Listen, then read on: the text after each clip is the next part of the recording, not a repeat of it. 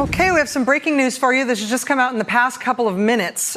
Big picture, as I mentioned at the top of the show, CNN was first to break this remarkable story today that the U.S. government had gone in 2017 and exfiltrated a high-level spy from inside Russia, a covert operative who was operating within the within the Russian government, but reporting to U.S. intelligence agencies. It was basically an excellent intelligence asset for the U.S. inside the Russian government. CNN reporting that this covert operative had access to Vladimir Putin, and that part of the reason for the extraction was concern in the intelligence community that President Trump was repeatedly mishandling classified information, including during a meeting with high-level Russian officials in the Oval Office in May of that year. The exfiltration reportedly happened shortly thereafter, basically as an effort to save the source, to keep that source alive in case the source was burned by the Trump administration.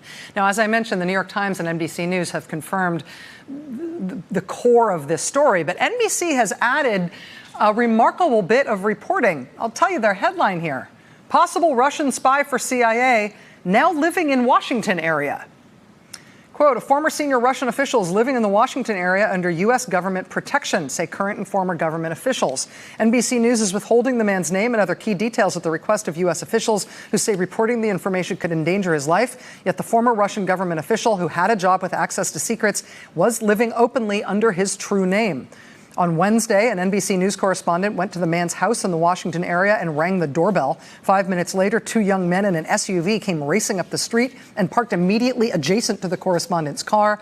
The men, who identified themselves only as friends of the Russian, asked the correspondent what he was doing there.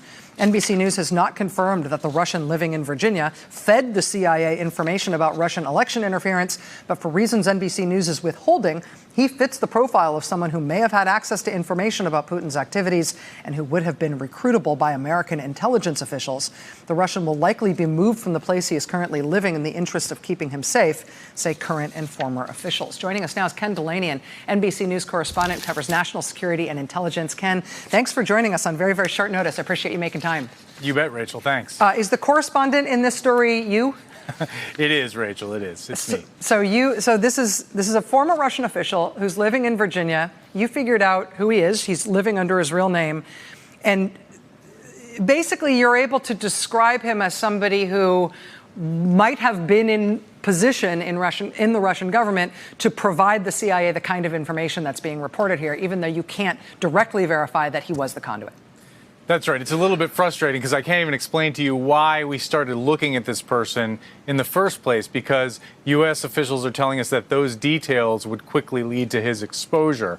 But what I can say is this was a former senior Russian official who had access to Vladimir Putin, who was working for the Russian government, and who, as of yesterday, was living in a house in the Washington, D.C. suburbs. I went to that house. I knocked on the door. He wasn't home.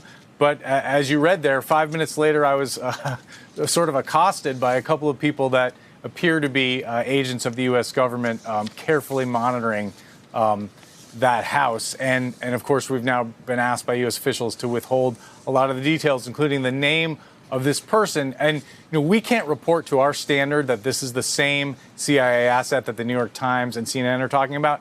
But when you use a little bit of logic, there aren't that many high-level Russian government officials that the CIA has cultivated as sources. In fact, there may only have been one during this period.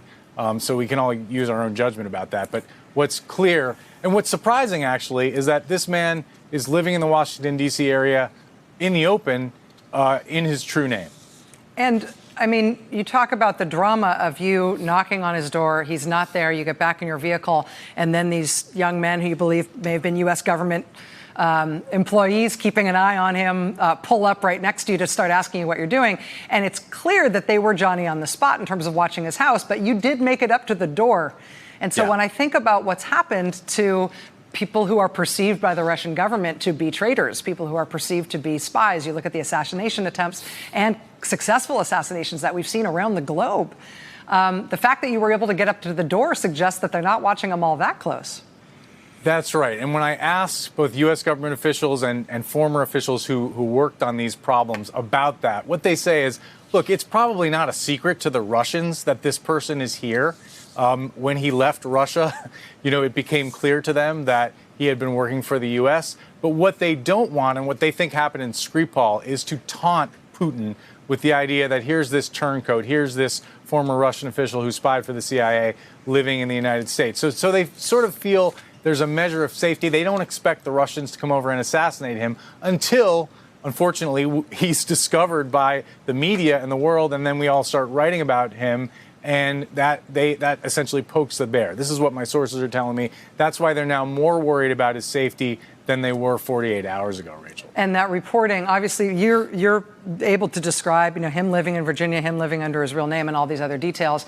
But essentially, that poking the bear kind of started with CNN and NBC reporting out his existence, the exfiltration, and all of these things. Essentially, the idea is that as the media was going to start to figure him out, and this is going to start to become a story, things were going to get increasingly dangerous for him.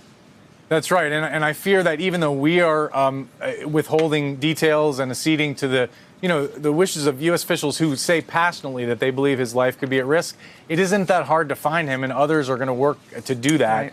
And in the climate that we live in, eventually it will come out. But there's now time for the U.S. government to move him and his family to a different location. Ken Delaney, an NBC News correspondent and intrepid knocker on of doors. Ken, thanks for joining us on short notice, and congratulations on this reporting. Thank you. All right, the vice chair of the Judiciary Committee, as I mentioned, is going to be with us tonight. Plus, we've got some interesting news tonight on a story that we've been covering on and off for a couple of years now that you are going to want to hear the update on. Stay with us. Hey there, I'm Chris Hayes from MSNBC. Thanks for watching MSNBC on YouTube. If you want to keep up to date with the videos we're putting out, you can click subscribe just below me or click over on this list to see lots of other great videos.